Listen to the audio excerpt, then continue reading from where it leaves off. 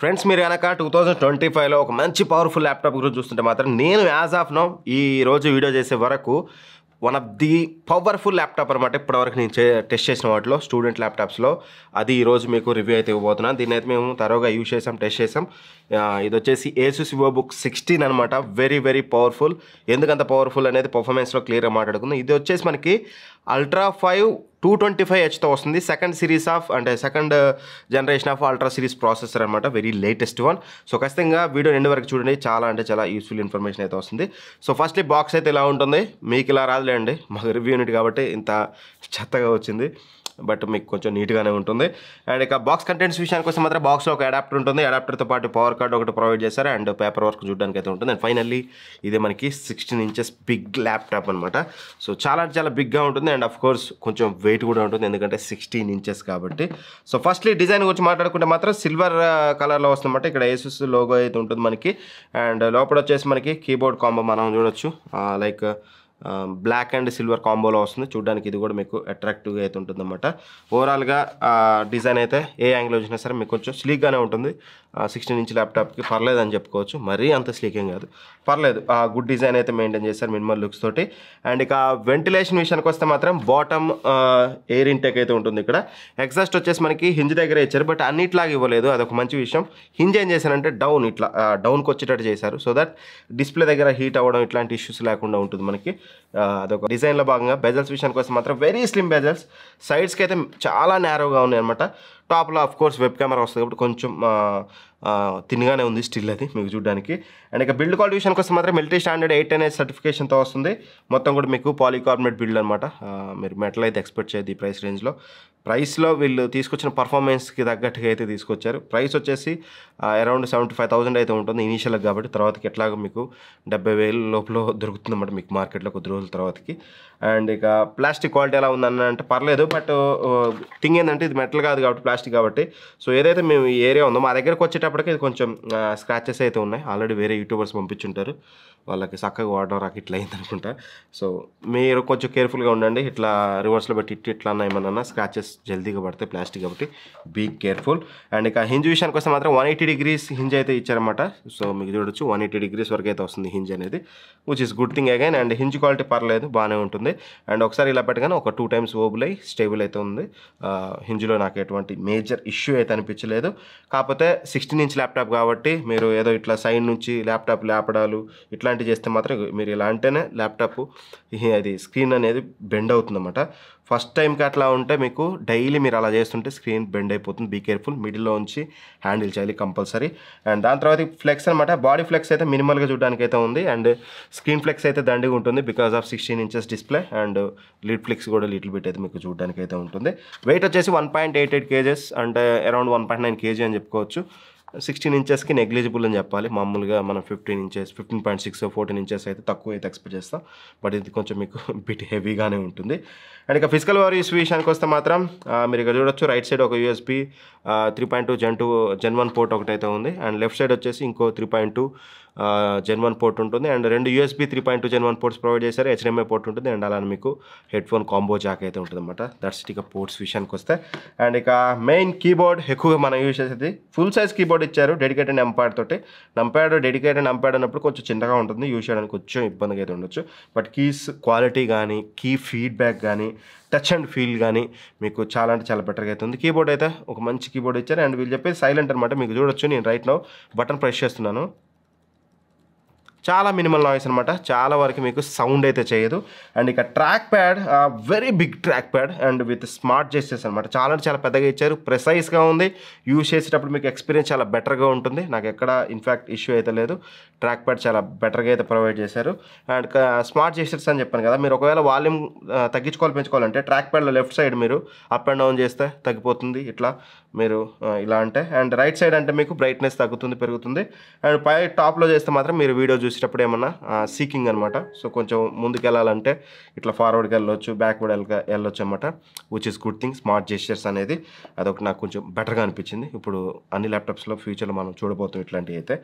And main display మీరు చూడొచ్చు, 16 inches big display అనమాట. చాలా అంటే చాలా బిగ్ డిస్ప్లేతో వస్తుంది అన్నమాట. ఇది మీకు 16:10 రేషియోతో వస్తుంది. ఫస్ట్ ఆఫ్ ఆల్ ఈ 16 inches and that to 16:10 ratio. చాలా పెద్ద కంటెంట్ ఏరియా ఉంటుంది. మీరు ఎక్సెల్ కానీ, వర్డ్ కానీ, Photoshop, what ever it may be, content area అనేది మీకు చాలా పెద్దగా ఉంటుంది. ఫుల్ హెచ్డి ప్లస్ రెజల్యూషన్తో వస్తుంది. ఐపీఎస్ ప్యానల్ అయితే యూజ్ చేస్తారు. ప్యానల్ క్వాలిటీ చాలా బాగుంటుంది. మీ కలర్స్ కానీ, బ్లాక్స్ కానీ, ఎవ్రీథింగ్ అయితే నాకు బెటర్ అయితే అనిపించాయి. అండ్ వివింగ్ యాంగిల్స్ కూడా చాలా బెటర్గా అయితే ఉన్నాయి. మామూలుగా ఏసూస్ బుక్ ఓల్డ్ సిరీస్తో కంపేర్ చేస్తే మాత్రం నాకు చాలా బెటర్ వివింగ్ యాంగిల్స్ అయితే ఇందులో మీకు అయితే ప్రొవైడ్ చేస్తుంది. 300 nits బ్రైట్నెస్ ఉంటుంది. టీవీ సర్టిఫైడ్తో వస్తుంది. కళ్ళకి ఎటువంటి ఇబ్బంది ఉండదు. ఓవరాల్ మాత్రం డిస్ప్లే పాయింట్ ఆఫ్ వ్యూలో మేజర్ కాన్స్ అయితే లేవు. ఇన్ఫ్యాక్ట్ గుడ్ డిస్ప్లే అయితే యూజ్ చేశారు.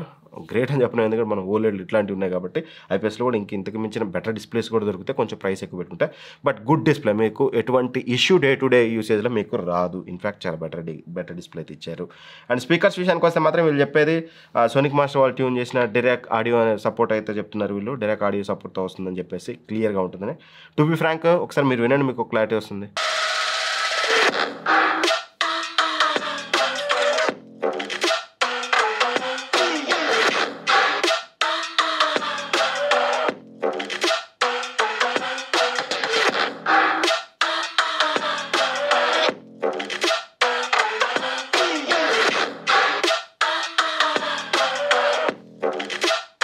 సో విన్నారు కదా, ఆడియో క్లారిటీ అయితే చాలా క్లియర్గా ఉంది. బట్ కొంచెం బేస్ యాడ్ చేస్తే బాగుండి అనిపించింది నాకు. అది తప్పితే పెద్ద ప్రాబ్లం లేదు క్లారిటీ విషయంలో. అండ్ సౌండ్ కూడా ఇంకాస్త ఇంప్రూవ్ అయితే చేయొచ్చు, ఇంకాస్త పెంచొచ్చు అని అయితే అనిపించింది. ఇక మెయిన్ అసలు విషయం మన మాట్లాడుకోవాల్సింది performance. Yes, one of the best performance అయితే యాజ్ ఆఫ్ మేము ఇందులో అయితే మేము అబ్జర్వ్ చేసినాం. మల్టీ టాస్కింగ్ చేసేటప్పుడు కానీ, యూసేజ్ చేసేటప్పుడు కానీ, అండ్ బెంచ్ మార్క్స్ రన్ చేసేటప్పుడు కానీ, everything in every aspects performance మాకు కనిపించింది.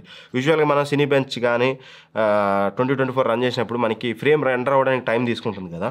అది యూజువల్గా మామూలు ప్రాసెసర్లో వేస్తే కొంచెం డిలే అవుతుంది. బట్ ఇందులో చాలా ఫాస్ట్గా అయింది. ఫాస్ట్గా అయ్యేటప్పుడు అర్థమైంది ఇది వెరీ పవర్ఫుల్ అని చెప్పేసి. మన యూసేజ్లో అంటే మనం అంత పవర్ఫుల్గా పర్ఫార్మెన్స్ మనం యూజ్ చేయం. అలాంటిది అది ఫాస్ట్గా ఎంటర్ అయ్యేటప్పుడు అర్థమైంది. స్కోర్స్ క్లియర్గా మనకి ఇక్కడైతే కనిపించేవన్నీ ఫర్దర్గా మాట్లాడుకుందాం. అసలు మెయిన్ ఇక ప్రాసెసర్ గురించి మాట్లాడుకుంటే ఇందులో Intel Core ultra 5 225H, not 125H. 225H అంటే సెకండ్ జనరేషన్. ఇంతకుముందు 11th జనరేషన్, 13th జనరేషన్ వరకు వచ్చి ఆగిపోయి అల్ట్రా సిరీస్లోకి వచ్చాం కదా. అలానే ఇప్పుడు అల్ట్రా సిరీస్లో సెకండ్ సిరీస్ అనమాట, second generation processor. Very powerful processor. 1.7 GHz నుంచి మీకు అప్ టు 4.9 GHz వరకు అయితే క్లాక్ స్పీడ్ ఉంటుంది. సో ఫస్ట్ టైం కాబట్టి ప్రాసెసర్ మీకు ఇంట్రడ్యూస్ చేయడం కొంచెం డీటెయిల్గా అయితే చెప్తాను. ప్రాసెసర్ గురించి మనం డీటెయిల్గా మాట్లాడుకుందాం. ఇందులో వచ్చేసి మనకి టోటల్గా 14 కోర్స్ ఉంటాయి అండ్ 16 థ్రెడ్స్ అయితే చూడడానికి ఉంటుంది. అండ్ ఇంటిగ్రేటెడ్గా ఇంటెల్ గ్రాఫిక్స్తో వస్తుంది.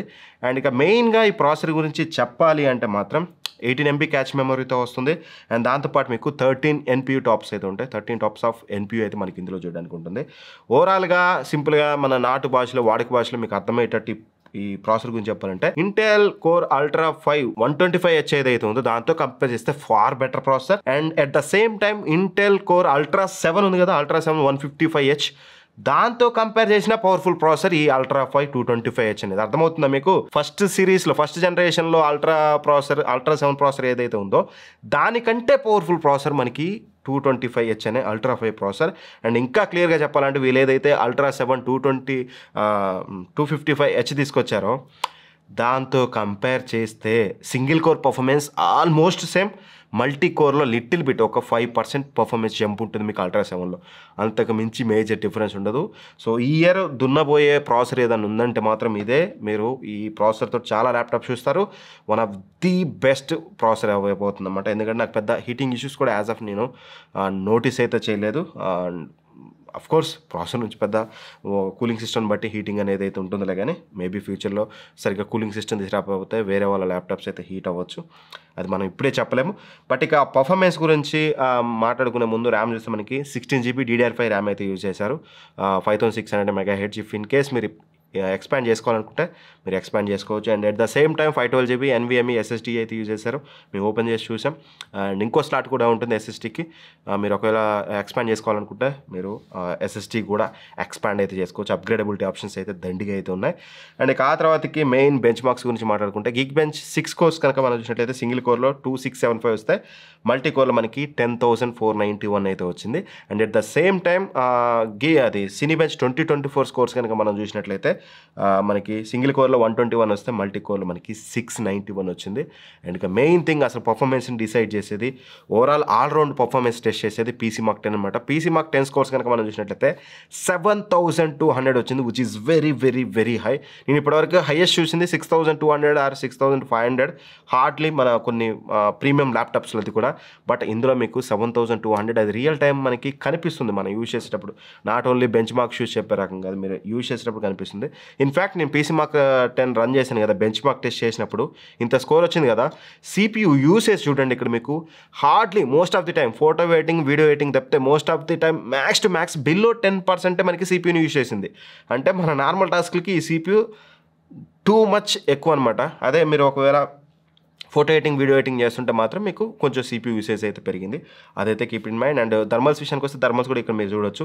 థర్మల్స్ అనేది కంట్రోల్గా ఉన్నాయి మన general day to day usage టాస్క్కి.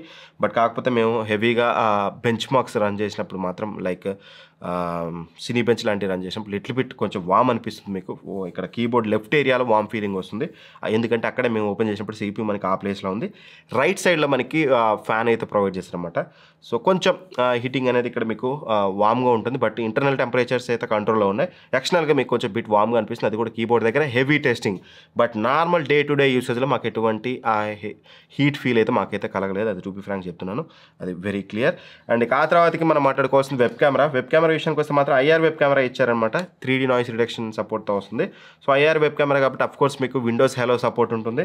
And web camera quality ఇక్కడ మీకు ఒకసారి చూపిస్తాను. సో చూడొచ్చు, ఇప్పుడు మీరు ఏదైతే వీడియో చూస్తున్నారో ఈ వీడియో అనేది ఇంటర్నల్ వెబ్ కెమెరా నుంచి అయితే వస్తుంది.